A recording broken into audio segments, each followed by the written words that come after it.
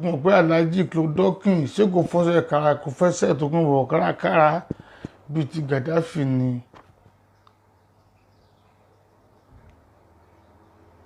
ẹ ti bá mi bí lọ Tòkunbọ̀ pé Mandela ọkọ̀ òyìnbó tó sá láti Dublin lọ sí London ṣé kò fọṣẹ Tòkunbọ̀ kárakára bíi ti Gaddafi ni. Tòkunbọ̀, why always after Gaddafi? Why always after me? Kí ló dé, kí ni problem ìṣòro ayé ẹ? Tó bá fẹ́ su wò pẹ̀lú fídíò ni, tó bá fẹ́ tọ̀ wò pẹ̀lú fídíò ni, wú ṣẹ́ ribiribi ẹ jọ̀ọ́. Kí tó máa bọ̀rọ̀ mi lọ, ẹ kọ́kọ́ wá mi show love sí Àbíkẹ́ Jagaban ọmọ ológo ẹ jọ̀ọ́. Ẹ jẹ́ kí n máa rí pé love yẹn ó ń roll up ẹ jọ̀ọ́. Ẹ bá mi show love sí Àbíkẹ́ Jagaban Queen AG. Ẹ bá mi show love sí kí love yẹn kó máa roll ẹ jọ̀ọ́. Nítorí pé àwọn ọ̀rọ̀ tó fẹ́ sọ ní ọ̀rọ̀ yìí ní alẹ́ yìí, àwọn ọ̀rọ̀ àpèjúwe ni. Wípé tí alára bá ń ṣe bí alára, tí ajérò bá ń ṣe bí ajérò, tí ọ̀ràngún lèlà bá ń ṣe bí ọ̀ràngún lèlà, kí èèyàn kó try láti copy nǹkan gidi ni. Èèyàn fi bá mi sọ pé kí wọ́n bí lọ Tòkunbọ̀ pé kí ni mo rà ní gbáà àbí ìjọ iwájú mi wo lórí tó fà á tí ò fẹ́ fi mí lọ́rùn sílẹ̀, tó sá ni pé ẹnu obì ẹnu rógbó mi ló fẹ́ kú sí. Tòkunbọ̀, ó ti di ìgbẹ́ mi lè gbórí ẹ̀ mọ́ láyé tí màá fi kú. Ọmọ ọba ni mí jẹ àjẹ́, ọmọ ọba tèmi ò kí ń jẹ àjẹkù. Ṣùgbọ́n mi àwọn kọ̀ọ̀kan wà tí mo forúkọ wọn pamọ́ tí mi dárúkọ lára àwọn tí mò ń kà pé kí wọ́n bá mi bi é pé ṣé wọ́n gbọ́ iṣẹ́ dáradára kárakára ni. Because I see me origin over 16.5 years, ó tẹ̀ ju bẹ́ẹ̀ lọ. What is your problem Tòkunbọ̀? Àtàwọn ajá ẹ gbogbo wọn tó ń gbó káàkiri pé tí wọ́n bá dárúkọ mi, wọn ò tí ì sọ̀rọ̀ lórí Facebook, wọn ò tí ì ráyé gbé. Kí ni ìṣòro ayé ẹ? Wò mí, October ti dé tún. Òwúrọ̀ gbọ́ pé olórílù kan tó máa ń kí mi tó fẹ́ kí mi, wọ́n ní jagunjagun ló ń bọ̀. Jagunjagun ló ń bọ̀. Aṣíwájú ogun kò gbọ́dọ̀ kẹ́yìn ogun. Jagunjagun ló ń bọ̀. Sórí túmọ̀ ní pé àmì one man battalion. Bó ti máa ń kíra mi fẹ́ ni màálé Àjàní Ọ̀gín paramọ́lẹ̀ tó kọ̀rọ̀ wọ̀ sí àkàkà tí a gbá ọmọ ìyá àlá tó ń rajà tó tún béèrè ni. Because the reason why tí wọ́n fi sọ bẹ́ẹ̀ ni pé wọ́n ló sọ mí di ẹni tó yẹ pé mo mọ̀ pé ayé pé méjì. Yes, I've been so quiet for so long pẹ̀lú ẹ̀ Tòkunbọ̀. Èṣù ayé àti ọ̀rọ̀ ni ẹ́. Animal in human being skin ni ẹranko ayé àtọ̀run. O ò rí nǹkan gidi láyé ẹ̀ tó fẹ́ rò àfi kó ba ayé jẹ́. Wo nǹkan rere tí Àbíkẹ́ ṣe ní àná. Wọ́n dá wa ní pé ọba èèyàn ló ń bẹ lẹ́yìn orò ọba tó ń fi ń pè ní àléébá. Wo tí Àbíkẹ́ ṣe ní àná. Nígbà táwọn ẹni bí ẹni, àwọn ènìyàn bí ènìyàn,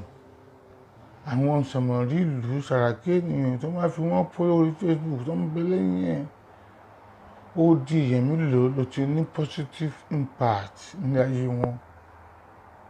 Kò sí tó wá wà kó amú jáde. Because àwọn kan máa ń béèrè pé why tí mo fi ní pé káwọn àwọn ọmọ yẹn kan tẹ̀lé mi wá sí court, mo fi kó lọ sí court. Tó bá tún di October máa tún kó wọn lọ. Because èmi ni ó ṣe mistakenly bímọ fún, mistakenly ni. Yes, torí kò sí náà jẹ́ dá èmi àti ẹ̀mí I love you rí iṣẹ́ rí. O kàn náwó ni mo náwó dẹ̀ tí mo náwó ọjọ́ tó dánmọ́. A one nice time ni gbáàsì. ìtìṣe góò ọ̀dọ́gba mi ni ó mọ̀ gbàtò rẹ̀ pé ọmọ ga ẹsẹ̀ gùn Àjàní òkè kọ́mẹ́ tó kọ̀rọ̀ wọ̀ sí ọmọ ga ẹsẹ̀ gùn ọ̀nà mọ́tọ́mọ́nà àkàkà tí a gbá ọmọ yàrá àti ẹ̀yà tí bẹ́ẹ̀ ni èmi ò bó bìsì tọmọtọmọ ò bó sì tọmọ mọ́jẹ̀ kíra mi jù máa sọ pé abẹ́rẹ́ ọwọ́ mi ló wà ó dẹ̀ lè wà ókè mọ́ yẹn náà pè ní gẹ́dámà ẹ̀yin nọ́ọ̀sì tẹwà mí báyìí ẹ̀sìn ṣe pé medicine kan wà tó ń pè ní galamantine injection 1000 mg wọn ni máa ń gún tòkunbọ̀ yẹn gbà yẹn tí wèrè bá ti fẹ́ wọra tí tìrìmọ̀ ni wọ́n sọ tó bá ti fẹ́ wọra báyìí tí wọ́n ti gún báyìí gẹ́gẹ́ bí ọ̀rọ̀ tí ọmọ mi dọ̀káàsì ṣọmọlá àlùbáríkà gbogbo ọmọ tó sọ lánàá yìí pé nígbà tí ìyẹ̀fọ́ láti yàsọ mí ní òye níyì nígbà tí wọ́n bá tòkunbọ̀ tán ní olúwa níyì ẹ má jẹ́ kí n parí ẹ̀ ó ṣe kínní kan nìyẹn o.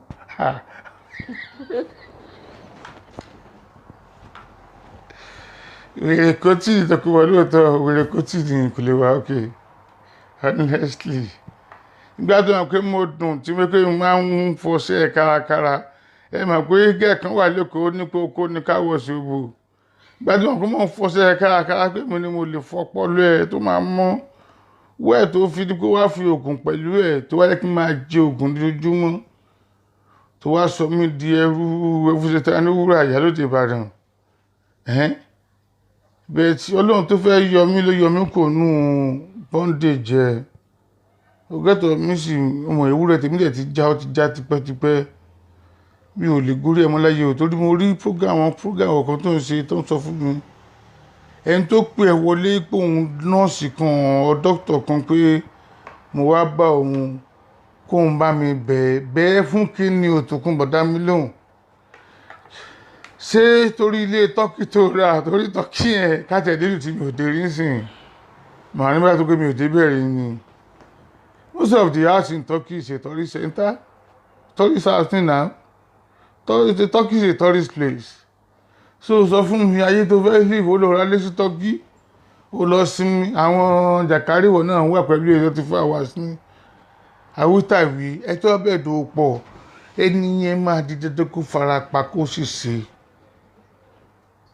Definitely Tòkunbọ̀ sórí pé ibẹ̀ yẹn kí la wà iná àwa ní August. Mo fẹ́ kó dó síbẹ̀ sí di October tó fi máa dijọ́ court wà rí pé fún máa fẹ́ gba ilé ẹ̀kọ́ ìlú yìí honestly lọ́kọ́ sílẹ̀ because ẹran ẹ ti di ẹran ìgbẹ́ láwùjọ yes wọ́n ń pé ara wọn tó ń bẹ̀ níṣẹ́ tó lára àwọn kíní whatever ẹ̀rá ń bọ̀ ẹ̀ ń bẹ̀ yẹn bẹ́ẹ̀ ló ń lọ l'accident. Oní sorry please sorry tó sọ yẹn gan kò dàbí lára ẹ Tòkunbọ̀ ayé ẹ bàjẹ́ gidi gan honestly speaking ó dájú láyé dọ́run ọmọ mi Dọ̀káàsì ẹ bá mi pé o Dọ̀káàsì o ọmọ sí tàmí Adébísí o Dọ̀káàsì kò tí bàjẹ́ fún ọ ayé rẹ̀ ò rojú ọ̀nà rẹ̀ ò ráyè lágbára ọlọ́run bọ̀gọ́ oyún kún òdòdó yóò dìgbà lẹ́yìn lọ́wọ́ ìran gẹ̀dẹ̀kẹ̀ kì í wà lódò kó yàgàn lágbára ọlọ́run wà tún bí ọmọ lémọ lórí yánú báyìí bí kò ṣe yọ ọmọ aráyé bá tẹ́kọ̀ ṣe ń fẹ́ lọ́mọ aráyé ò ní rí gbogbo ẹ̀ sí máa yọ ọ lágbára ọlọ́run bẹ́ẹ̀ ló máa rí. Welcome to the program. So olórí burúkú tó bá jẹ́ wọ́n wo program tí Sọjí ṣe lánàá wàá rí pé ìwọ ní wọ́rọ́kọ́ tí dáná rú ìwọ nígi wọ̀rọ̀pọ̀ tí dọ̀bẹ̀ nù yes ìwọ làgbára dáadáa rò dúró déédéé àgbàmọ́ sàǹfààní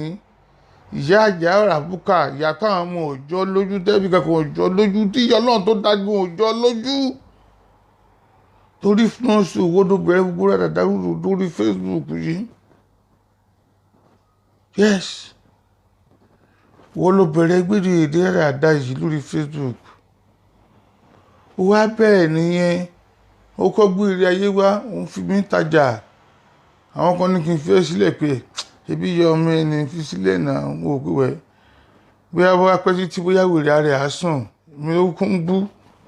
àwọn tó dẹ̀ rí mi wọ́n rí mi rí ẹni tó lè bú bẹ́ẹ̀ tó ló kù nígbà tí màá ti tọrọ gàrí àti ẹja èkó dọ́tẹ̀ kankan kò sí abẹ́ tán gbígbà tó máa dé mi lọ́nà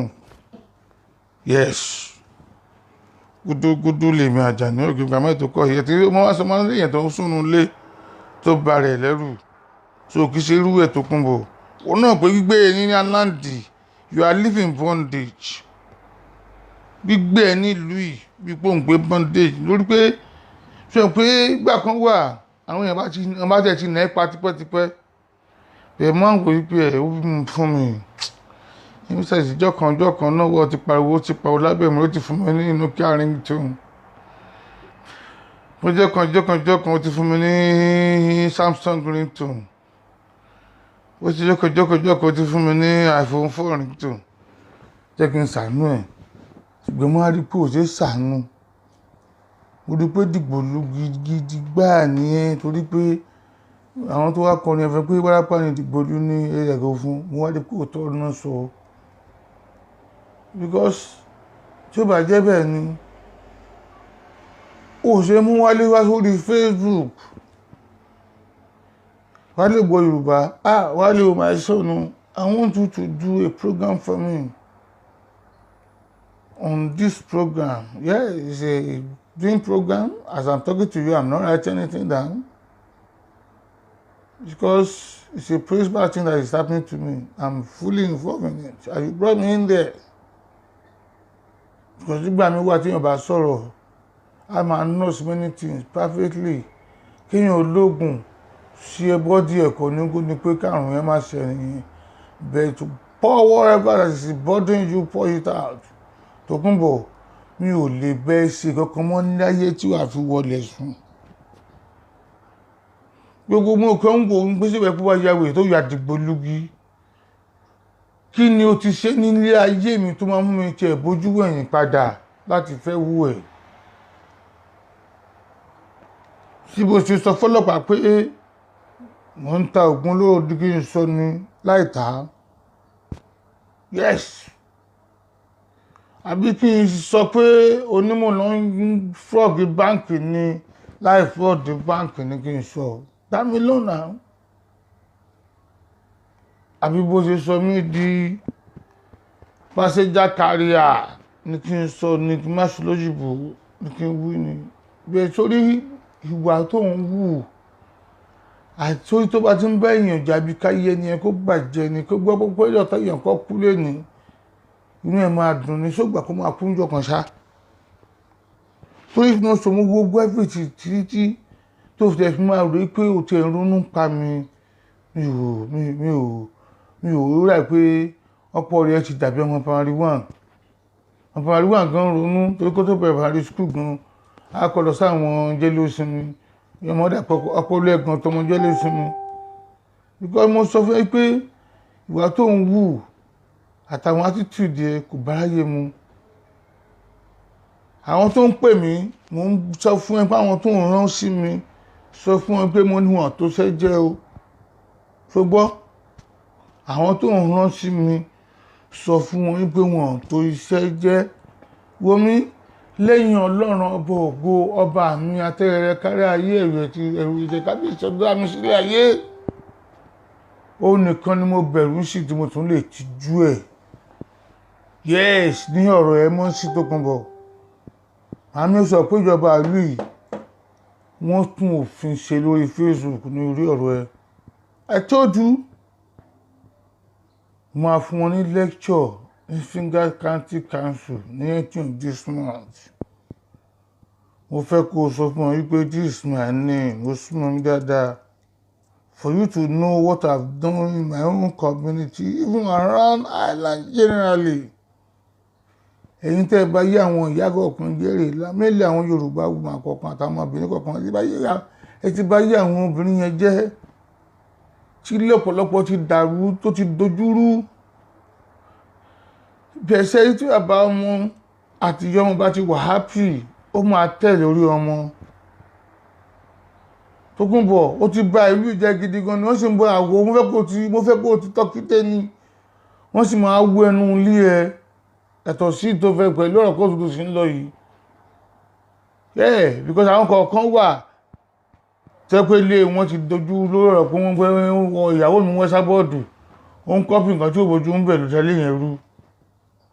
ó dẹ̀ tẹ̀lé lórí àwọn ọmọ wọn tí wá gbé wà yẹn dógbòrò ìyẹn ló mú èmi wá ìfọ́gbọ́n tó ti wà wíwọ̀ àwọn ọlọ́pàá kó rí kó ti bá yé mẹ́rin ìbò jẹ́ ní ìlú yìí kó wá sọ àwọn tó pé àwọ̀ àtún àfojú rí ara mọ́. wo àwọn ìwà tí àwọn impact àwọn nǹkan tí ẹ̀sọ́ tí àwọn irú èjè ń ṣe ní ìgbésí àwọn ayé àwọn èèyàn ń sìn. Wọ́n náà wo Rocket náà the guy is your guy tó nífẹ̀ẹ́ dénúdénú tó máa ń pè lọ́kàn mọ́mì wọ́n ní ẹni tó fárúgbó ló máa sin òkú ẹ̀ sórí ẹ̀kọ́tẹ́gùn ti sin òkú ẹ̀ lójú ayé ẹ̀ báyìí tó wá rí i pé ààyè ò sì níyà yìí ò yá ẹ̀ ọba ọlọ́run ló nífẹ̀ẹ́ ọ̀bọ yẹn ló ní ọlọ́run tó nífẹ̀ẹ́ ló sì jọ àánú wò ó jẹ́wọ́ fún ara ẹ̀ gan tẹ̀ dá 200,000 nínú àwùjọ ẹ̀ tó lo yẹn ewé nation ewé empire ewé kìíní kan ewé kingdom ìjẹ́wọ̀ dá owó yẹn fún bọ̀ yẹn tí kò fẹ́ ló fẹ́ ra ta machine tí kò fẹ́ ra márúwá tí kò fẹ́ ra mọ́tò fún. So yẹn ló fún àmọ́ yìí pé ẹ̀sìn òṣìṣẹ́ tán wọmi ọ̀rọ̀ tí mo gbọ́ ní Nàìjíríà àtàwọn àṣírí tó tú sí mi ní ọwọ́ mi lè máa sọ orí Facebook ń bì Tókunbọ̀ wo kó wálé kó di fucking billionaire kó wù Bùnmi kó di fucking trillionaire mi ò fẹ́ súnmọ́ nǹkan tó wà ti jẹ́ sàkání ẹ̀ Tókunbọ̀. Yes, anything living or not living things surrounding you is a forbidden things for me. Mo sọ láìpẹ́ direct mi ìṣòro mi sọ. toríjọ́ tí mo mẹ́ nílé ayé mo fi bú. Yes, ẹ̀yin obìnrin kan tí mo ti fẹ́ rí tẹ́ nífẹ̀ẹ́ mi tẹ́ show me love ẹ má bínú sí mi o. Ìwà tí Tókunbọ̀ owó sí mi gan jẹ́ kí mi gan gẹ̀ tara mi ra ẹ̀ torí pé ẹ̀rọ máa bà mí ní pé ẹni tó bímọ fún mi gan tó wù àbá ìṣèyàn kan ní I used to doubt. Yes, the phobia is there because I wò pé ẹni tó bímọ fún ẹ tó ń dúró tiẹ̀ tó dẹ̀ Tókunbọ̀ ní àṣẹ ní dúró ti ní máa tẹ́ dẹ̀ mi egbò ilẹ̀ wa welcome mo fẹ́ kẹfọ́ tèmi wá kọ́gbọ́n ni. Tókunbọ̀ ní àṣẹ ènìyàn jẹ́ ènìyàn ó ní àṣẹ ní tún dúró ti ní etí ò ti ẹ̀sìn Ọlọ́run èṣù ló máa sìn náà. Tókunbọ̀ ò sìn Ọlọ́run. Yes, wo tí Àbíkẹ́ ṣe lánàá ó dẹ̀ mi ò tábìkẹ́ lóun lé sí Lẹ́kí òun kọ́lé sí Àjà òun kọ́lé sí Marina. But that lady ó ti fọwọ́ sọ àyẹ̀ tó ti ṣe many impact good positive things nínú many people tí wọ́n rò pé àwọn lẹ́yìn ń retí ilé ayé wọn.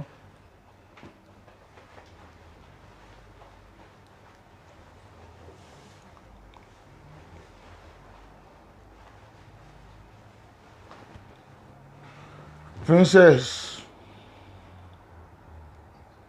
tí ayé bá ń jẹ́ ayé tí ènìyàn bá ń jẹ́ ènìyàn títí láyé lè máa bẹ. Kẹ́ tó béèrè báyìí tẹ́ bá pe ẹnìkan gbogbo ènìyàn ló máa dá yín lóhùn ní ọlá wípé owó ọlá ohun tí Ọlọ́run fún yín ẹ̀ ń lò ní ọ̀nà tó wà positive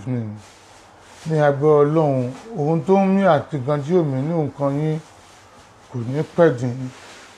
kò ní dìbàjẹ́ ọ̀rọ̀ yín á dayọ̀ ẹ̀ ráyè yìí wá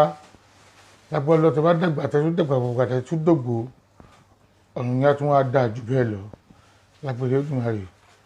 Thank you for what you are doing and the impact and what you've been doing in people's life in general. Thank you so much. Ẹ wo àwọn wòlíì kéèké orí Facebook náà, wòlíì kéèké ti di prophet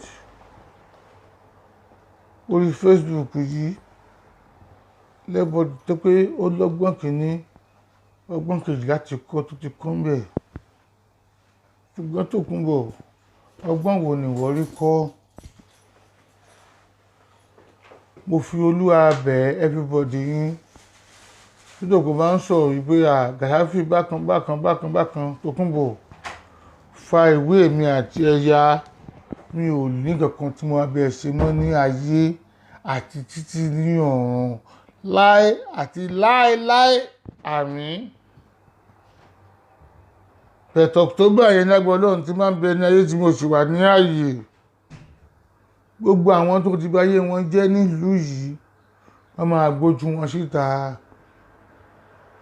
Gbogbo ẹ̀ kó lọ sí Afghanistan, gbogbo ẹ̀ kó lọ sí Iraq, gbogbo ẹ̀ kó tún kó bẹ̀ kó tún gba Kuwait lọ. October yẹn adé ṣùgbọ́n tó máa dúpẹ́ máa rí pé all of you are here. Ó ti búlì àwa náà ni.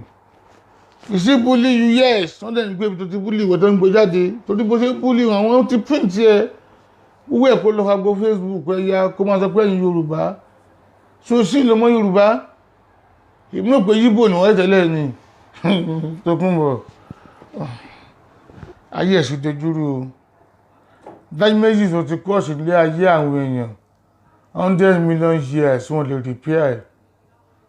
Yes. Dájú méjì tó ti kọ́ sí nínú ayé àwọn èèyàn almost 2 generations tí bá mi kó bọ́ ní ilé náà ọmọ náà dà sí gan kẹ́yìn yọ tún jẹ́ kéèyàn 2 decade kó nu life mi. So you can see that ìjọ tí mo mọ̀ ẹjọ́ tí mo fi búlé ayé mi ni. Ṣé tí ẹ̀yin ọkùnrin ṣe wá ti fóbìnrin tó bá gbádùn tóbìnrin ẹ wà òkè ẹjọ́ tó lóyún ìdíyàwó yín mú. Kò sí yàtọ̀ nínú ti bí lágbájá àti ti bí tàmẹ̀dù. Ṣé pé irun bẹ̀ ló bá pọ̀ jù ẹni kó fa? Ṣé pé ẹ̀rẹ̀ fẹ́ lónírun ni ẹni kó fi sílẹ̀? So kò sí nǹkan tó yàtọ̀ náà. Ọmọ yẹn fẹ́ gbẹ̀mí ẹ̀ padà náà ara ẹ̀ ló ń gbẹ̀mí. So Tòkunbọ̀ bá mi yọ ọ̀rọ̀ ẹnu mi kúrò pé èmi àti ẹlẹ́ni ti láti ṣe. Dẹ̀ àwọn ọmọ ẹ tí wọ́n ń gbó bí ajá tí wọ́n ń sọ̀rọ̀ àdákàkiri jọ́ tí owó wọ́n ló máa jẹ ìyá ẹ̀ pé àmì man of wo ní ìlú tá a gbà ní Ireland ní Ireland yìí bàbá tó yí bàbá ẹ̀ wọ̀n tí ì bí dà. You know my house is full tó máa ní full security. Ìṣẹ̀lẹ̀ tiẹ̀ tó ṣe lọ ń ṣe kámẹ́rà sí o. Kámẹ́rà sí tèmi wọ́n ń wò ní police station lọ́wọ́ báyìí. Ṣùgbọ́n mi wọ́n ń wò báyìí. Bí wọ́n ṣe wà ní ilé wọ́n ń wò bó ṣe wọ́n ilé máa ti ń wo everything. Ṣùgbọ́n náà wọ́n pé kò sí ilé kan tí wọ́n kàn lè wà anyhow. Ọ̀bọ̀n náà pè ní Lower Gardner Street. Very close to O'Connell Street. The main street of the whole country. Wọ́n ò gbé nùgbò dáadé rẹ̀ gbé nùgbò ni wọ́n ń gbé náà. Mo máa sọ pé ẹ bá gbó olè mi. Ọ̀sẹ̀ máa jẹ́ kan yọ gbọmọ ọyọ́ náà máa jẹ́ kan yọ gbogbo ayé mi o. Olóyè kí máa fi happy kún ní máa dùn jojúmọ́. Àyìn kí àṣàn ọmọ ọkọ ní Gàdáfì ó kò ní bàjẹ́ fún ìjàre sísítà mi one love. Ẹgbẹ́ ẹni tí mo dárúkọ yín tí ẹ̀ ń wò mí torí wèrè wọn náà ní o kó má dùkú máa tún lé àwọn tún bẹ̀rẹ̀ sí ní bú yín torí Tòkunbọ̀ ní very good impact. Yóò ti ń bú ẹ pé àwọn ọmọ tó bí kò gbé wọn síta kí wọ́n ṣe ṣó ṣébí Tinúkẹ́ Nàìjíríà ló bí ṣó náà ṣe Yorùbá. Sọ pé Tinúkẹ́ kó wá ṣe one day program fún ẹ̀ náà pé nǹkan tó ń ṣe tíyàwó ń ṣe inú dùn sí o. bẹ́ẹ̀ ṣe bu ìpele àwọn lójoojúmọ́ yìí ní àwọn ti sí gan ni o àwọn sì sọ̀sọ̀ àwọn fi kíra ní o bẹ́ẹ̀ ṣe ń bu ìpele wáyé lórí bẹ́ẹ̀ òun gbádùn ẹ̀ gan ni àwọn bọ́lá sí ó ní o pé èpè tẹ́ ń bú lébùn mi ò tí pọ̀ tó ẹ bá mi bù náà lórí gan ìyá àwọn iṣẹ́ ìyá àwọn lórí sáfẹ́ but you never sit down just for 1 second and 1 minute kó fi rò pé àgbẹ̀ tí mo ti ń ṣe sópójú o ronú rárá o bọ́ sórí program mo ti sọ rẹ̀ di wẹ́ o ti sọ nínú náà sórí ẹjọ́ kó ṣàkóyàkọ́ because tó bá sọ nínú ni ọmọ Yorùbá tàtà ọmọ Yorùbá wọn lọmọ Yorùbá o bọ́ sórí kíní ẹni tọ́kì ń bẹ́ẹ̀ ló kán lù sìgá gbígbóòrò dẹ̀ mú ló sojú wọn ló fà fò igbó tó mú yẹn kán ló fẹ́ yẹ lórí tó fi jìwò tó fi dàwólẹ̀ tó fi dàwó ṣubú yẹn tó ní pé ṣẹ́ẹ̀rídì mi o tó bá mọ̀ gbóòjú náà tó bá gbòdì lára ẹ̀ ó máa ṣubú náà tọ́ọ̀ yẹn gan bá fún ẹ ní nǹkan mu tán bá fún ẹ ní gbọ́mu tán tó fi máa fi kàrin ẹ̀ dìgan òní mu mọ́ yes ìṣòro èkó máa fi ṣe ẹ̀múmọ́ra Tókunbọ̀ má bàyé jẹ mọ́ táyé ṣe the next one in the 1 year plus ló máa sọ tó ti 58 already tó over 58 báyìí ká tó wí tàbí sí by next year March ó di 59 lọ́dọ̀ tẹ̀yẹ kò lè dání torí bí ó ti ń bá yẹ̀ gan ìṣòro ayé gan ojú ti parí lọ Tókunbọ̀ ìṣòro ilé ayé ẹ̀gẹ́ ti ojú ti yí jẹ́ àti ojú ju ìṣòro gbogbo ayé bọ́ọ̀dù lọ torí bí tó kó ayé ẹ̀ báyìí tó kàn kó bá rẹ Nàìjíríà lọ Àbíkẹ́ lọ tó ń ṣe yàrá yòlò tó kọjú tó pẹ̀kẹ́ tọmọ yẹn dúrégé tó ń ju ẹ̀gbẹ́ báyìí tó dẹ̀wọ̀ ẹ̀kẹ́ tó ń gbọ́ músíkì lọ tó kẹ́ ẹ balẹ̀ nílùú abẹ́ tó dúdú ẹ̀ wálẹ̀ ìwọ lọ sí Nàìjíríà wọn fẹ́ sásà arrest hotel arrest náà fẹ́ sí Tókunbọ̀ o lọ sí Nàìjíríà wọ́n tó gbé kórí tó gbé from Ìbàdàn straight to airport from airport to lóyìnbó ni o lè sọ àdúgbò kan lẹ́kọ̀ọ́ gbẹ́dọ̀ tó wá gbọ́ ẹgbẹ́ tó wá gbẹ́dọ̀ tó kò tán wọ́n tó wá fẹ́ sí hotel arrest ló wà lélẹ̀ mú jáyé yìí o ìyẹn ò ṣe pàṣẹ sí o owó apc ni mo ná yìí o ọmọ àlè ni ẹ̀mú ògbé àìwọ́ lọ ẹni tó bá kí wàá sí nǹkan yẹn tó ń sàyè sí èyí ẹni ilẹ̀ ni ọmọ ilẹ̀ ni kò ṣe tẹ́ni fún kò sí nulẹ̀ fún tó bá lẹnu fún wa tó fi gbolẹ̀ ní pé ẹ̀ ló ń kúnlẹ̀ sọ́sọ́sọ́ ló ń kúnlẹ̀ sọ́sọ́sọ́ Tókunbọ̀ ò ráyè wá tó bá ti rí àti tọ́kí ó yẹ kó lọ kókó ra tó bá ra kìíní tó ń ta ń pè ní nail remover kìíní skin remover kó lọ rà kó tàbí cream bẹ́ẹ̀ ni kó yí papọ̀ mọ́ ice cream kó dájẹ́ lọ́wọ́ kan ni tó bá ti sùn lọ́bẹ̀ kó tó mọ́ tó ṣẹlẹ̀ àdìlájú sọ̀hún wọ́n kí wọ́n fẹ́ kó náà ẹ̀rọ apáàdì nítorí pé ojú ayé ilé ayé tó wà ló máa sọ bọ́hùn ẹ̀ sì máa rí tó àwù mí sí mo lè daṣọ bóra mo lọ sẹ́nu ìgbà táwù mi ni nígbà tí mo bá ti yàn jẹ́ ẹ̀wọ̀n kún olùwà fámi lásọ pé Tókunbọ̀ ìrìn ẹni nínú lu aládìgàn òun wẹ̀yìn ni kí wọ́n gbà mí lójú o sọ́ọ̀nì gún lábẹ́rẹ́ o sọ́ọ̀nì gbà mí létí because o gas náà sì go ọlọ́pàá sọ fún ẹ̀ náà níjọ́ tí wọ́n ti nẹ̀ látọ̀ the 21st ó ti lóṣù kan sìn báyìí mo láriwo lásán ní empty bag inú wọn flag yẹ bá mi tẹ lọ́ọ̀fù lọ àwọn wèrè fún wọn flag dín ẹjẹ ń pa àwọn ọmọ mi alùbáríkà pé sí ọlọ́pàá wá sílé wọn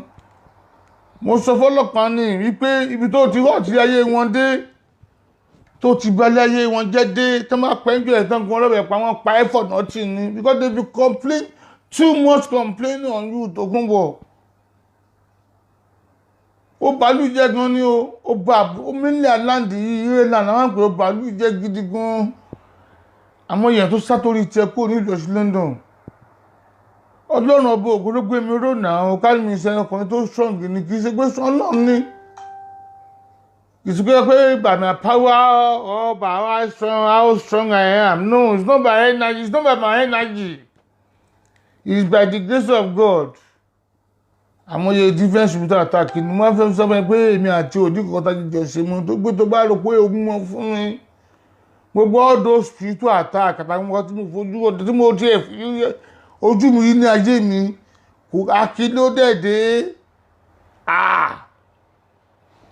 ẹ̀sà bọ́ọ̀dù ẹ̀sà devil ẹ̀sà killer ẹ̀sà spiritual attack ẹ̀sà bingo ẹ̀sà mental ẹ̀sà wìrèkọ́tì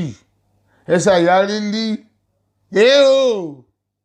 ẹ̀rẹ́ bà mí gan-an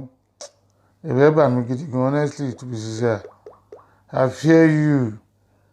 ṣé o rò pé tí mo jẹ́ kó yí àwọn ọlọ́pàá ìlú yìí pé mo fẹ́ kán gbé mi àti lọ sí kóòtù yes wọ́n náà múrú yàn tí mo jẹ́ ìnáwó Ireland ni wọ́n ti ń gbé Ireland ìlú ìta wà yìí wọ́n fọwọ́ sọ̀yà ni by the God power by the glory of Almighty God àti ìgbà tí ambition àtẹ̀mí àtàwọn kọ̀ọ̀kan ìlú láti ń gbadì lówó ẹ̀ tán ti ń san owó fún passport ẹ̀jẹ̀ pàtó ti kéré ju Ireland ni and pẹ̀lú bọ́tẹ́ni máa sanjọ́ wájú pé dùndùn ti tèmi ni ṣọ̀kan tó ṣe láyé àwọn èèyàn rí olórí burúkú ni ọmọ àdìtújẹ kan ó ṣèyàn omi mo dúró mo dẹ̀ ní ìní gidi gan-an tó fẹ́ ṣe ni kí wá ṣe o ṣùgbọ́n ò bímọ fún mi àbúlọ́dọ̀ bímọ fún mi ni kí mo fi máa pìtì ẹ ò bímọ fún mi o I don't know you I don't want to know you ẹjọ́ ẹ fún mi ní 1 minute ẹjọ́ tó lọ́hùn ẹ jẹ́ kí n fún yín ní mísìkì máa gbé ẹjọ́ ẹ ò dàn yẹ ó ti ń rìn èyí tẹ́ ń tẹ́lẹ̀ èdè yẹn bórí ṣe máa fọ Ukraine tẹ́ yẹn ẹ máa tẹ́ ọ. Hello báwo ni Bọ́lájí hello Bọ́lájí fún hello ok kí ni yóò lọ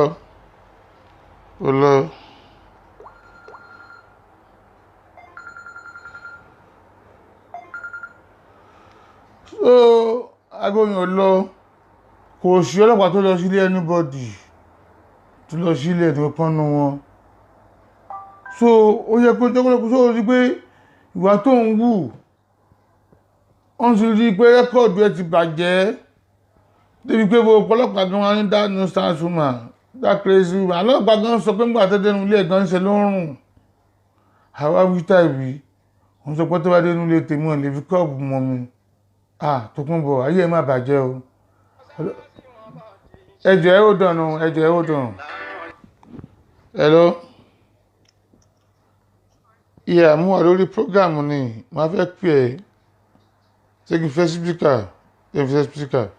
ṣùgbọ́n yẹ fẹ́ spíkà ṣùgbọ́n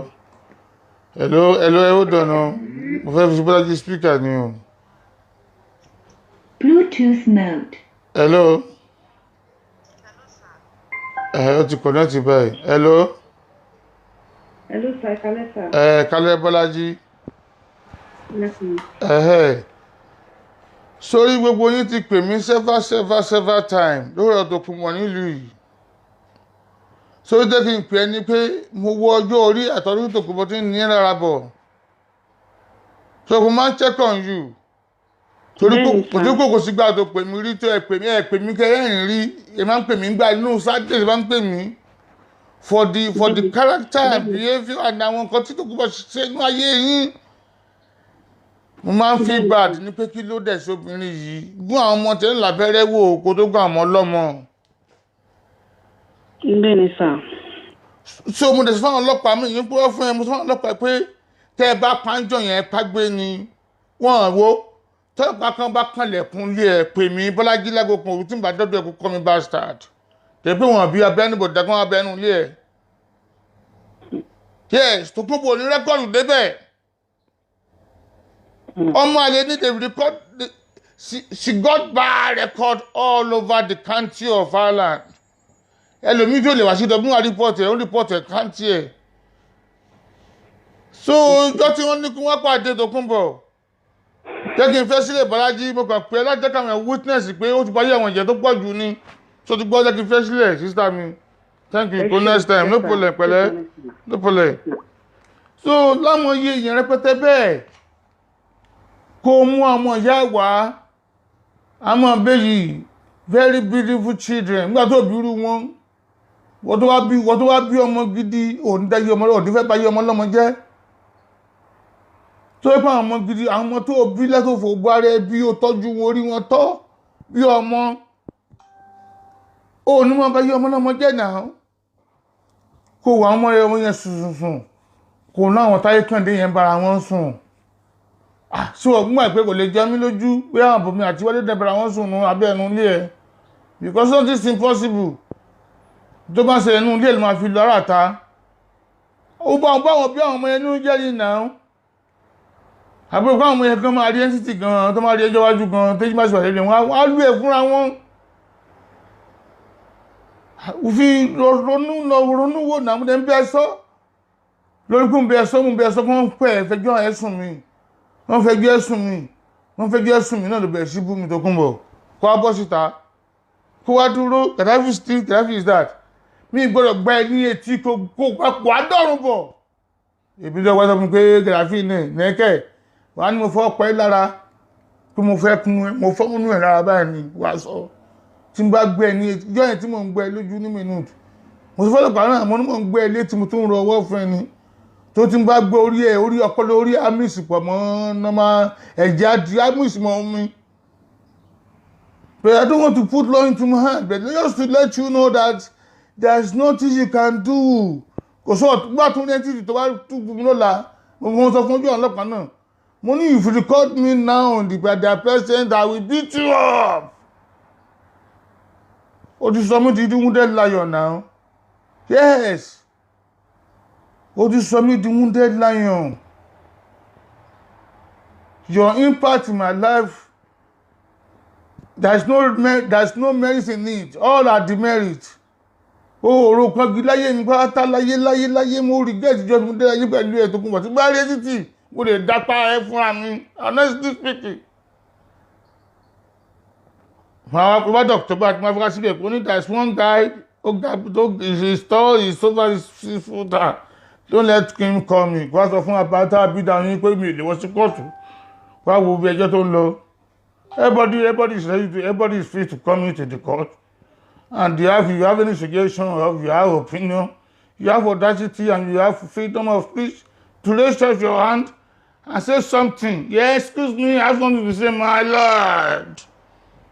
Well, I know what you see, but she has damaged my life as well. 19 year 2000 year 3000 all are lies. Gbogbo tó ń gbàwé mi ṣáájú ẹni ẹ̀ náà. I got my red passport before you. Ó fi Olúwa lógo ni ògo ní fẹ́lẹ́dùmarè tó bú ọba gbà ṣáájú mi wàárùn kárí àmì pátá ni bẹ́ẹ̀ tí yẹn ní dúpẹ́ pípé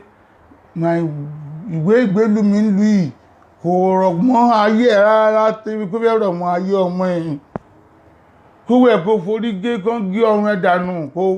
kán ọmọ ẹ̀ dìdìgbò lugi kán di fọkànlá náà kò ní dífẹ́yìn pa pẹ̀lú mi mo sọ fún ẹ̀ náà. Ẹ má bínú sí mi ẹ̀mí èèyàn tí má sẹ́yìn ìwé ọ̀tún fẹ́ sọ yìí o for me to put pen and paper ike lọ́jọ́ ọ̀dọ̀ ọba ìlú yìí pé mo dì sún ẹ̀ tọmọtọmọ mo dì sún àwọn tó bí fún mi sọ pé ó níbi tí mo rò dé mo ti rò jílẹ̀ nínà wípé ó dáa kí n sún fésù ju kéṣù pa mí lọ because the more I get closer to you torí àwọn pé mo nífẹ̀ẹ́ ọmọ mi ìwọ ní ikú ọmọ ló ń pa ìtàlẹ̀ ikú ọmọ nípa ìmílẹ̀ kí sádànù fún ẹ̀ tó gbọ́n bọ̀ so gbà tọ́ta gbà lọ́sítù tí mo jàpọ̀rọ̀ lẹ́yìn tẹ̀tí ló sí mi tí mo ní very fatal accident ẹ wò Tókunbọ̀ ẹ̀sùn kìí sọ̀rọ̀ kan lẹ́ẹ̀kan ní kí wọ́n tó fún agbé nígbà kan ní London kó lásìkò accident ni mọ́ tó sọ lórúkú sọ pé Africanary Sports Association ẹ wò mí mọ́tò wà níwájú mọ́tò wà láti ẹ̀yìn mi ẹ bá ní Tòkunbọ̀ kì í ṣe òun gangan làjẹ́ òun gangan fún ẹ ní àjẹsẹ́ mọ́tò lásìdẹ̀ntì wọn ti gbà gbóṣùn kí tó mọ̀ pé bá àwọn ṣe débí bẹ́ẹ̀ lèmi ṣe ń kú nìyẹn láì jẹ́ pé mo ní ìdẹ́mọ́tí ní mú wọn gan ẹ wá ní kò ṣàyé Tòkunbọ̀ ohun tó wá fún náà máa sọ fún ẹ wọn náà mọ̀ fún ẹ mọ̀ ń mọ̀ láàrin mi àti ẹ pé àlejò iná lèmi àti ọ̀rẹ́ tó mi omi lèmi ìwọ níná àlejò pàdé láyéláyé máa pẹ́ rún pátá ni because what tó ti ṣe láyé mi obìnrin náà fẹ́ mi gan ní 1 million sùúrù because mi ní púrọ́ fún ẹ náà wọ́n náà mọ̀ tó ti ṣe láyé mi náà ibi tí mo láwọ́ gbọ́ bí lò ṣẹ̀rọ̀ pé mo frame ẹ̀ fún yín ni kí o ní kí Tòkunbọ̀ wá bọ́ síta lọ́la èdè ní kó ní mo ṣe láwọ́ tí mo fomi lò ìpẹ́rọ̀ ni mo pa fóun kó wá fá báíbù àti Quran kó wá fi búra kó dẹ̀ tún mú òkú dání kó níbi tọ́ọ̀mù àwọn ọmọ ẹ̀ máa sọ pé àwọn jẹ́ ohun tí mo ṣe show last pé ikú tó pa tọ́ọ̀mù ọmọ ọkọ Tinúkẹ́ kó wá bọ́ síta kó wá dìbò ọkọ̀ ẹ̀ pé òun kó lóun fọ́ ṣéètì bọ̀ yẹn tó ń búlé bọ́ yẹn tí wọ́n fi lọ hàǹgà rẹ̀ kó ń fi kú igbó òun mọ̀ ń pa ẹ̀ ẹni kó lọ sí kóòtù kó lọ sọ́nà kó ọmọ ikú mo sọ bẹ́ẹ̀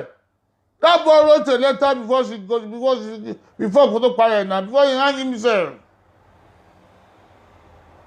Olórí búkú yẹ ó sì ọmọ ẹ̀kọ́ èmi lọ́mọ ẹ bá sọ̀rọ̀ Tinúkẹ́ náà èmi ló máa bà náà sọ́wọ́n àbá tó bí lọ́mọ ni ọmọ ẹ bá mi sọ́jọ́ kó ń dádì kí n jọ kí n ṣàánú òun ayé ti sú just pretending because ìyá méjì ò lè bí yẹn ni inú òdùn láyé pé irú ìyá bí ìtẹ̀ ló ní ilé kí n sáfọ́mọ ẹ nìyẹn pé anything without Tòkunbọ̀ mi fẹ́ súnmọ́ olóbùrúkú olóṣì ní ẹ̀hún wá bọ́ síta ọ̀la kó wá dìbọn pé pé ikú tó pa tọ́ọ̀mù pé mo àkú ìṣẹ́ pé ó mọ̀ nípa kú tọ́ọ̀mù máa sọ fún ìjọba pé yes you know about it kẹ́bí tọ́ọ̀mù náà wá dúró sílùú mú ló ti tì mí sókiri wọ́n tó lépo lóbi tó tì yẹn yìí wèrè rẹ̀ àdáyé àwọn tó ti bàjẹ́ ló ń dẹ̀ láàmú ẹ̀yin wèrè kan máa rí mi máa wò mí èmi mo tí mo èmi mo fi blood tó ń pass through ara mi náà èmi tí mo ti ṣiṣẹ́ owó tí mo ti rí owó ẹgbẹ́ lórúkú ẹ̀ ló sọ mí dèrò ẹ̀ yìí ẹ̀rọ ní kí n máa pìtì rú ẹ̀ kò ní tẹ́ fún ẹ̀ Tòkunbọ̀ bí mo rí ẹ lógún ọjọ́ òru máa pẹ́ ó ṣe lọ sí Nàìjíríà Alhaji Wasiu mo bá yín yọ̀ ọlọ́bàgbọ́ mo bá yín yọ̀ gan o bọ́dà mi àbúbá yín yọ̀ gidi gan ni o ọlọ́run dẹ́yọ̀ Tòkunbọ̀ ẹ pé hòtẹ́ẹ̀lì kí ló wà hòtẹ́ẹ̀lì arrest ló wà ní Nàìjíríà òrì jáde inú adísì yìí ká ló bọ́sì tá ń bẹ̀ ni tó ṣe wèrè bó ṣe sọ kí n sìn parípò ti dèrò ọ̀run wọ́n kàn pẹ́ sí pé ẹgbẹ́ ẹ̀ lọ́rùn ni Yorùbá sọ ti báyé jẹ́ àwọn ìdàgbò ti báyé wọn jẹ́ gan gidi gan because they are not living here with us tí ó bá jẹ́ bẹ́ẹ̀ ni kí o wo orú àwọn ọba kó wa bú àwọn ọba odidi Ilé Ifẹ̀ kí o wò títí kó máa bú odidi ọba Ọ̀yọ́ kó máa bó odidi kó máa bó ọba Ẹ̀wó gómìnà kó pẹ́ bọ́dí wọn àdéhùn ló fẹ́ ta ìwé fẹ́ ta ìwé fẹ́ ta ìwé dúró fẹ́ ta ìwé fẹ́ ta ògiri àwọn olóbìnrin kan wá ń pè mí kó bímọ fún mi ọmọ olóbí fún mi ọmọ olóbí fẹ́ rí tó bí fún mi Tòkunbọ̀ bímọ fún mi o kó o yọkùn nù square kó o bímọ fún mi rárá yí láyé ẹ o bímọ fún mi ṣe ti gbọ́ ó pé ó yín pé wá kẹ́rù ẹkú Friday ṣe rí àwọn tó ń lọ lèmi wọn tí mò ń rí Tòkunbọ̀ tún bẹ̀bà láwú ẹ ní alẹ́ yìí pé kó tún wá bá mi ṣẹ́ tó bá tún sọ sí ìdìmọ́jú ọ̀la yìí kó tún mi ṣe Gaddafi lọ́lọ́ òde ní màá tún wá ṣe live show fún wọn mi ò ní sọ̀rọ̀ màá kàn play music pé ó tún wà láyé ó tún wà láyé o ẹ gbìyànjú náà olóbùkú ẹ̀ tún wà ń tọ́ kí o tún forúkọ àwọn èèyàn wẹ́lọ̀ ní fọlọ́gùn o ṣe gbọ́ ẹ̀yin èèyàn tá lórí Facebook ẹ má sún o sísítà mi Adébísí mo bẹ̀ yín mọ́ mi dáadáa ẹ má bá mi gbàdá orí ìdọ̀ká bó tẹ̀ jẹ́ ìdọ̀káṣì tó wọn pé tìtì wọn àbí Tòkunbọ̀ dájàre agbára òtẹ̀ sí lọ́wọ́ mọ́ bẹ̀tú ó sì ń bọ̀wẹ̀ fáwọn ológun Nàìjíríà pé kó jọ ibi kan tọ́kì tó lọ yẹn ó ló fẹ́ lọ pàdé àwọn agbógun wá fún ni tó má ti gbógun yẹn pàdé ẹ̀tàn báyìí ó tún bọ̀ ní Dublin nìyẹn tọ́kì túwé olórúkọ ẹ̀ lọ oògùn tó fẹ́ lọ gbà tá a ti lọ lò lọ́któbà fẹ́rù tó ń bà làbáláwo ló lọ bá wọn sì ó ti forúkọ lọ Tòkunbọ̀ mo ní kò sí tó ṣe láyé ẹ̀ tí mi ò mọ̀ mo mẹ́jú ẹ̀ lọ ìbá yín bàbá tó wà Nàìjíríà o ìbá kábíyèsí bàbá mi Prophet Moses Kasali bàbá mi tó rìnrìn jù ẹ̀yin tẹ́ ẹran tẹ́ kójú sọ́pọlọ lọ bàbá tó rìnrìn jù ẹ̀yin tẹ́ kójú gbà ẹ̀sẹ̀ ẹ̀kànrànjú rẹ̀ tẹ́ rí kankan tó tún bọ̀ wá sí ẹ̀sìn jù bó ṣe ẹ̀sìpẹ́sì lọ́sẹ̀ àwọn olóògùn tuntun bẹ kó bọ̀ yẹn tó bá tún dé wà rí kókò tún ṣiṣẹ́ tó bá tún ti kó débẹ̀ ní Turkey máa sọ pé ó tún ti kó débẹ̀ o ìjọba ìná bẹ Turkey tó tún wá kó fún un kó tún wò pé bóun kàrá fi ṣe túmọ̀ ọmọ àlè ọmọ ọ̀ràn kíran ẹ̀yin olóògùn ẹ̀ náà bá pákẹ́rẹ́ jẹ́ dáadáa sọ fún wọn pé ó ti ṣeré o kó lórí Facebook o mo mọ̀ kàrá fi ṣe mọ̀ ọ́n kó tún sílẹ̀ sílẹ̀ tó ògùn fẹ́ dìlífẹ́ fóun wọ́n fẹ́ dìlífẹ́ òkú fún ni ìjọ tó fẹ́ wọ́dọ̀ bí nǹkan jẹ́ kémi mọ̀ wọ́n ti fáwọn ìjọba ìlú pé kán túbà gé sáà pé ògùn bẹ́ẹ̀ kó sọ pé ó ti rógùn màá ní kán túbà gé láwọn nǹkan tó fẹ́ máa kó bọ̀ sí kán bí ìlẹ̀wọ̀ ibi tó ti rí wọ́n máa lè ilé òṣèlú àti tókí àbí ètò rẹ́ǹtì ọlọ́run sí owó ìjọba wa tán fún náà máa fi gbé ó sì máa ká mẹ́rin pẹ̀lú owó wọn náà díẹ̀ ló fi ẹ̀sùn sí náírà wa Nàìjíríà ẹ wo mi mo dúpẹ́ lọ́wọ́ ọlọ́run o fún ẹ̀yin tẹ́ wá ilé ayé yẹn rójú ọ̀nà yẹn ráyè ọpẹ́ ni mo dú gan gidi lọ́wọ́ kéèrò wọlé kéèké ọ̀rọ̀ wọlé kéèké adáyọ̀ ilé ayé àrójú lágbẹ́ ọlọ́run wisdom àtàwọn òye tó ń lò tí gbogbo oúnjẹ tí kọ́ gbọ́ngàn lórí Facebook yìí tí ó bá jẹ́ bẹ́ẹ̀ ni kó gbogbo very handsome tall 6 foot tàbí ọkùnrin báyẹn kó máa ní handsome àyẹn ní èsì ṣé ọ̀gbìn wọn ní bójú nínú máa ṣe rí ìtara tí máa mọ̀ ṣé wọn náà gbọ́rọ̀ yẹn ṣé o lè kọ́kọ́ mọ tiẹ̀ wọlé ní èsì pé HIV kárí àní ó dẹ̀ nǹkan ọmọ ẹ̀mọ́ra lójoojúmọ́ táwọn ọmọ ẹ̀ lù pímpì ìyẹn lè máa kó tó kún bọ̀ gbogbo tó sọ nípa mi pàwátá nothing but na lie ọmọ àlẹ́ ọmọ náà kìràn èmi lẹ́yìn ọlọ́run ọba tó yà sílé ayé èmi ọlọ́run ẹ̀ gbogbo àwọn yẹ̀yẹ́ ní àwọn yọ́ òsì tó lójú àwọn àti òun yẹn mi ò rí wọn rí nítorí pé mo fi ayé ọlọ́run kóbìnrin tó ṣẹ́jú pẹ́kẹ́ kó tó ṣẹ́jú gọlẹ́gbẹ̀ẹ́ mi àmì very caring man àwọn tó ń kí mi lé gan máa sọ wádé lé mi ti jẹ́ mímu náà first thing lọ́rùn ni yes wọ́n tó wá kí mi lé mi fẹ́ lóníṣẹ́ tó wá kí mi náà kátọ́sẹ̀ tó ń bá gbénu lé mo á wá lóògùn tán ogun ò jẹ́ ara mi mọ́ mo sá fún ẹ tó ń wá bẹ̀ sí ní pé ó fẹ́ báyé mi jẹ́ ni okùn tó máa gbégbà ìjọ tí mo ti gorí òkè aláṣeyọrí gbogbo ẹ ti tán ara mi ò tó kún bọ̀ Kàdáfì ti lọ́mọ ẹ lọ́wọ́ gbogbo yẹ̀fẹ́ jẹ́ kí fún iná ara wọn ẹranko tó kún bọ̀ kan tó ń pariwo lé wa lórí lànà ìkànnù àwọn ọmọ àlè ẹ̀ kẹgbọ́ orí ẹ̀mí dárúkọ ẹ̀mí báyìí o tó rábọ̀ dárúkọ ní pẹ́ǹpọ́n wọlé kẹ̀kàn gbọ́ díẹ̀ nu ìlú tí yẹn náà ń lù àtàwọn orin tó ń kọrin bed of the same feather flock together irú ọbẹ̀ yọ èyí náà gbọ́ sọmọlélé yìí látọ̀dọ̀ tí ń gbé lóyìnbó kẹgbọ́ èyí náà máa gbọ́ ẹgbọ́n sí wọn àdáadáa ní lámòdì àwọn ọmọ àbípa bẹ́ẹ̀ ṣẹ́ngbọ́ ṣẹ́gbọ́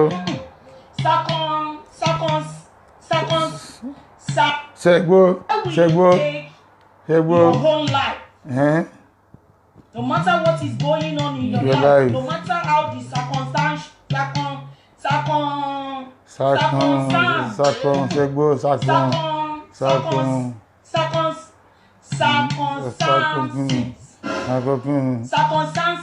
no matter what the circumstances is, no matter how the circumstances,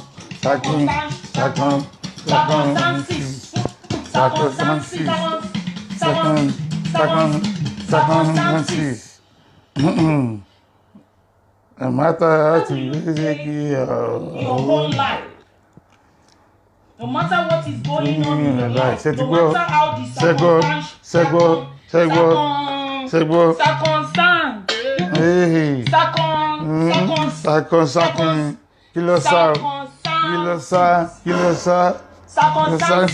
no matter what the circumstances is.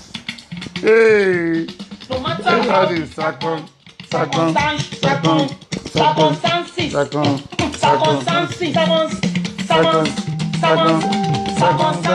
Yay, no matter how the circumstances, take your own life. Your whole life. No No matter what is going on in your life, no matter how the circumstances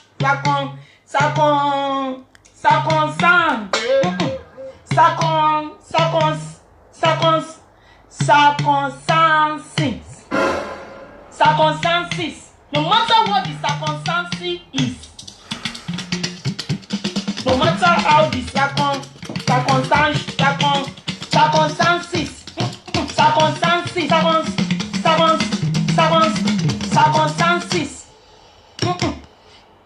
sẹ́rí ẹ ti rí pé ọmọ àjànàkú kò sí yàrá ọmọ tẹ́ bá bí ẹ ló máa jọ ṣẹ́gbọ́n ọjọ́ ẹ̀gbọ́n ẹ̀ lọ́nà ìyàtọ̀ sí wọ́n sìn kí yẹn máa bú bàbá wa wòlíì wa ẹni bí ènìyàn bí èèyàn